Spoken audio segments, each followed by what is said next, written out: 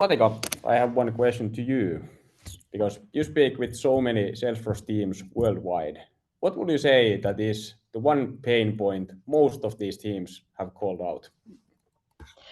Yes, I don't think there's one pain point or only one pain point teams call out, but when we talk about access controls, there are two main things that users complain a lot about. One of them is actually what Mika just mentioned about the least privilege principle. And a lot of the users that I talked to mentioned that their companies and organizations are not adhering to this principle, which means that their Salesforce teams are always concerned about their users having too wide permissions, and they just don't know where to start fixing these permissions from or how to start fixing them. And the end result is that the security team is anxious. And when the audit comes around, both the security and the Salesforce team are in a chaos. Yeah, but as I've understood it, it's not like they really have time to dig in, right? Like they have so many other business priorities, so it's like it's not just possible to do these reviews to actually adhere to this least privilege. So for that, I will actually show one thing in Valo that already helps teams or the Salesforce admins to actually do these reviews more regularly. So in Valo, we have what we call permission power, which means that we have rated each user profile and permission set based on the effective access that they actually get. So when you think about these reviews, you want to find who gets more access than they maybe should. You can just come here and you can sort these lists by the permission power and then find the overprivileged access. Exactly.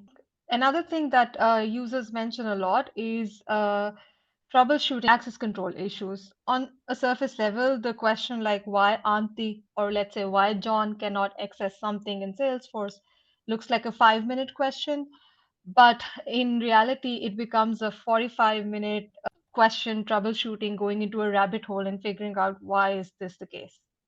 Yeah, yeah, I'm not surprised because, like Mika just mentioned, Salesforce themselves had said that admins actually spend 20% of their time on this troubleshooting. Like, can you give some estimate how much does that actually cost companies per year? Well, if you ask me for a ballpark, I would say around $20,000 per admin per year. But it's not just the admin time that we're talking about here.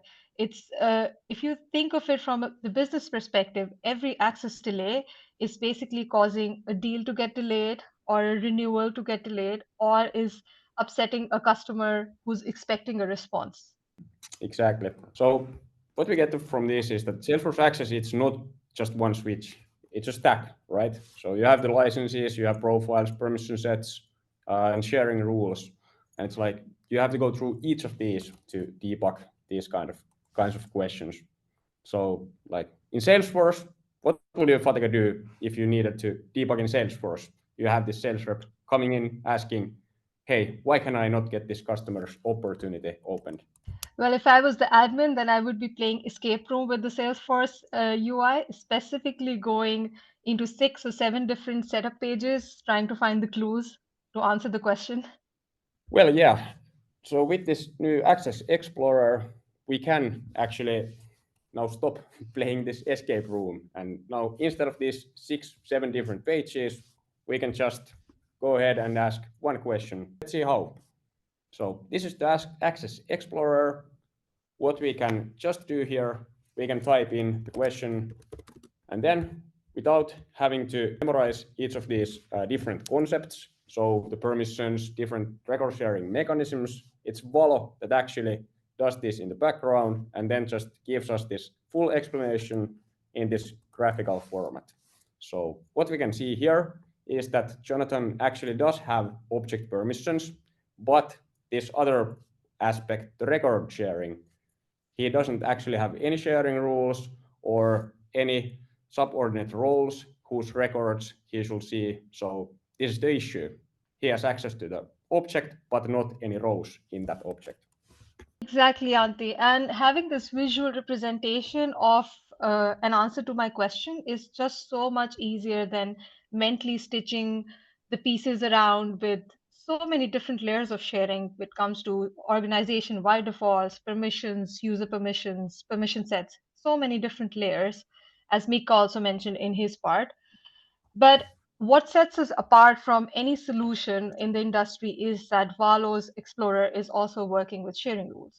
So if I show an example of that, so these subordinate roles and the role hierarchy and the organization-wide defaults, this is already about sharing.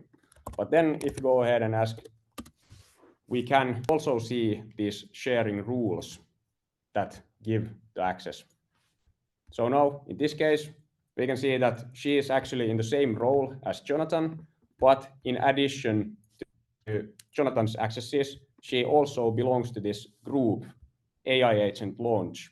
And through that group, she gets this sharing rule that shares all sales reps' records with her as well. Valika, what would you say? To uncover something like this, how long will it take in Salesforce? It would take a user at least 45 minutes or more, as I said before, and a lot of playing escape room in the Salesforce setup pages. So I think the real value here is that it's one graph, one answer, one click to fix the problem that you're facing. So the good news for everyone here is that Valo is right now available on App Exchange. We have a 30-day free trial. And it's just not us telling you about this, but there are so many other users, as you can see from the screen, that are using Valo. They have left a review for us. You can go and read the review. If sharing is a problem for you as well in your org, I would really suggest you to download Valo and start using our Explorer and much more.